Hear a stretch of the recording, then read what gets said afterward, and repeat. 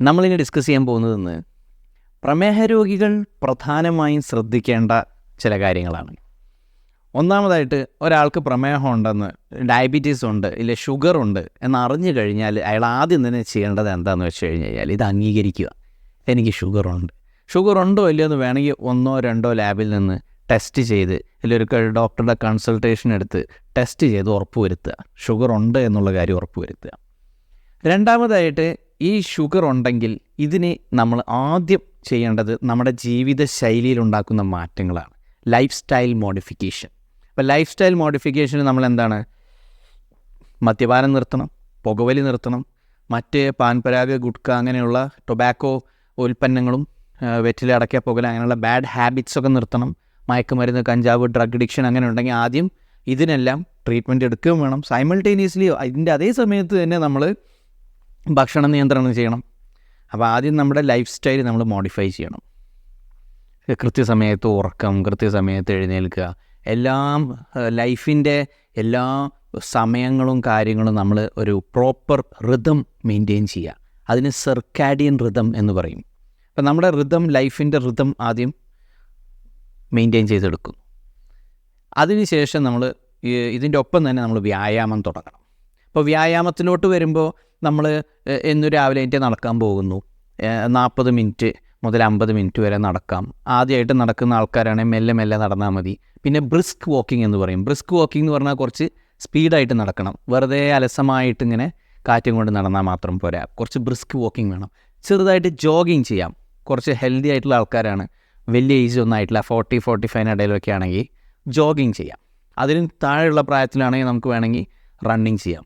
ചില സ്റ്റഡീസ് പറയുന്നത് ജോഗിങ്ങും വാക്കിങ്ങും റണ്ണിങ്ങും മിക്സ് ചെയ്തിട്ട് ചെയ്യാം.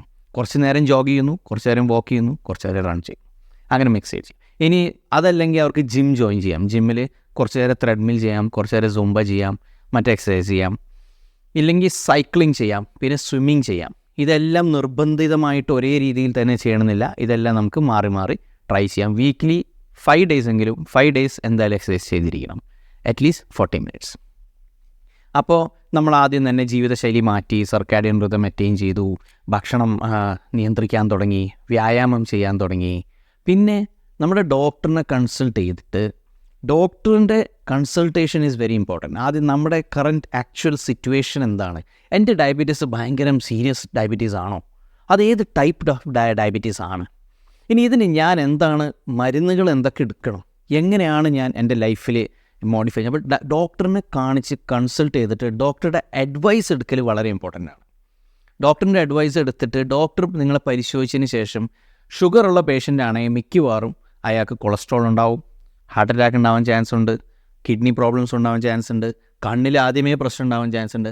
ചിലപ്പോൾ ഇയാളുടെ ഷുഗർ ഡിറ്റക്റ്റ് ചെയ്യുന്നത് തന്നെ കുറേ വർഷങ്ങൾ കഴിഞ്ഞിട്ടായിരിക്കും. ഇല്ലെങ്കിൽ കുറേ വർഷം മുമ്പ് ഇയാൾക്ക് ഷുഗർ ചെറുതായിട്ട് ഉണ്ടായി കാണും, പിന്നീട് അത് കുറേ നാൾ നോർമലായിരിക്കും. അതിന് ഹണിമൂൺ പീരീഡ് ഓഫ് ഡയബറ്റീസ് എന്ന് പറയും. അതിനുശേഷം പിന്നെ ഭയങ്കരം ഷുഗർ കൂടിയിട്ട് ഇയാൾക്ക് അമിതമായി മൂത്രമൊഴിക്കലും, അമിതമായിട്ട് ദാഹവും വിശപ്പും മെലിഞ്ഞു പോകലും ഇങ്ങനെയൊക്കെ ആയിട്ട് ചിലർ വരാം. എല്ലാവർക്കും ഇങ്ങനെ ഉണ്ടാവണമെന്നില്ല കേട്ടോ.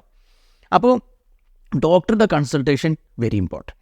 ഡോക്ടർ മെഡിക്കേഷൻ ഈ മരുന്ന്, ടാബ്ലറ്റ് അഥവാ ഇൻസുലിൻ, ഈ രോഗിയെ പരിശോധിച്ചതിന് ശേഷം ഒരു ക്വാളിഫൈഡ്, ഒരു ലൈസൻസ്ഡ്, ഒരു രജിസ്റ്റേർഡ് ഒരു ഡോക്ടർ, ഒരു ഡയബറ്റോളജിസ്റ്റോ MD ഫിസിഷ്യനോ അല്ലെങ്കിൽ എൻഡോക്രിനോളജിസ്റ്റോ കണ്ടിട്ട് കറക്റ്റ് രീതിയിലുള്ള മെഡിക്കേഷൻ തരുവാണെങ്കിൽ ആ മെഡിക്കേഷൻ നിങ്ങൾ ഫോളോ ചെയ്യണം.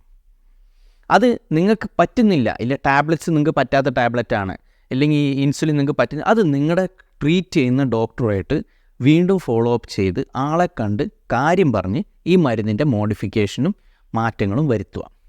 ഈ ടാബ്ലറ്റ് അങ്ങ് കഴിച്ചു തുടങ്ങുമ്പോഴേക്കും നമ്മുടെ ലിവറും കിഡ്നിയും എല്ലാം നാശമായി പോകുന്നു എന്നുള്ള ഒരു ധാരണ നമുക്കുണ്ട്. അങ്ങനെ ഒരിക്കലും വിചാരിക്കേണ്ട. കഴിഞ്ഞ 50 വർഷവും 100 വർഷമൊക്കെ ആയിട്ട് ഡയബറ്റീസിന് ട്രീറ്റ്മെൻറ്റുകളുണ്ട്. ആ ട്രീറ്റ്മെൻറ്റ് ഓരോ ജനറേഷൻ ഡെവലപ്പായി മോഡിഫൈ ആയിക്കൊണ്ടേയിരിക്കുകയാണ്. പുതിയ ബ്രേക്ക് ത്രൂ വരുന്നുണ്ട് ഡയബറ്റിക് ട്രീറ്റ്മെൻറ്റിൽ. അപ്പോൾ ഇപ്പോൾ വരുന്ന ട്രീറ്റ്മെൻറ്റൊക്കെ താരതമ്യേന വളരെ സേഫാണ്. ഒരു പ്രോപ്പർ ഒരു ഡയബറ്റോളജിസ്റ്റിൻ്റെയോ ഡോക്ടറുടെയോ നിർദ്ദേശപ്രകാരം ടെസ്റ്റ് ചെയ്ത് കഴിക്കുകയാണെങ്കിൽ അത് വളരെ സേഫാണ്. അതിനെക്കുറിച്ച് നിങ്ങൾ ഭയപ്പെടേണ്ടതില്ല. ഇനിയിപ്പോൾ ഒരു ഡോക്ടറുടെ ട്രീറ്റ്മെൻറ്റ് എടുത്തിട്ട് നിങ്ങൾക്ക് സാറ്റിസ്ഫൈഡ് അല്ല, അദ്ദേഹത്തിൻ്റെ മെഡിക്കേഷൻ നിങ്ങൾക്ക് തീരെ പറ്റുന്നില്ല, 2-3 തവണ കഴിച്ചു മാറ്റി പറ്റുന്നില്ല, നിങ്ങൾ വേറൊരു ഡോക്ടർ, ഒരു ക്വാളിഫൈഡ് ഒരു MDH എന്ന് കാണിക്കാം. എന്നിട്ട് അദ്ദേഹത്തിൻ്റെ ട്രീറ്റ്മെൻറ്റ് ട്രൈ ചെയ്യാം. അപ്പോൾ ഇത് ഞാൻ പറഞ്ഞു തരുന്ന എല്ലാ കാര്യങ്ങളും ബേസിക്കലി ഒരു ഗൈഡ് ലൈൻ മാത്രമാണ്. ഇതെല്ലാവരും, എല്ലാ ഡയബറ്റീസ് ആൾക്കാരും, ടൈപ്പ് 1 ആയിക്കോട്ടെ, ടൈപ്പ് 2 ആയിക്കോട്ടെ, മോഡി ആയിക്കോട്ടെ, maturity onset diabetes in young എന്ന് പറഞ്ഞിട്ട് പല ടൈപ്സ് ഉണ്ട്. അപ്പോൾ ഏത് ടൈപ്പ് ഓഫ് ഡയബറ്റീസ് ആണെന്നൊക്കെ നമ്മുടെ ഡയബറ്റോളജിസ്റ്റ് ഇല്ലെങ്കിൽ ഫിസിഷ്യൻ ഡോക്ടർ കണ്ടുപിടിച്ച് തരും. നമ്മൾ ട്രീറ്റിംഗ് ഡോക്ടർ നമുക്ക് കണ്ടുപിടിച്ച് തരും. അതനുസരിച്ചാണ് നമ്മുടെ ട്രീറ്റ്മെൻറ്റ് പ്ലാൻ വരുന്നത്. അപ്പോൾ അത് നമ്മളൊരു പ്രൊഫഷണലിന് വിട്ടുകൊടുക്കണം. അദ്ദേഹം പറയുന്ന പ്രോപ്പർ രീതിയിൽ ചെയ്യാം. ഇത് കഴിഞ്ഞിട്ട് നമുക്ക് ഷുഗറൊക്കെ കൺട്രോളായി വരുമ്പോൾ അടുത്ത് ചെയ്യേണ്ടത് കറക്റ്റ് ഫോളോ അപ്പ് ചെയ്യണം.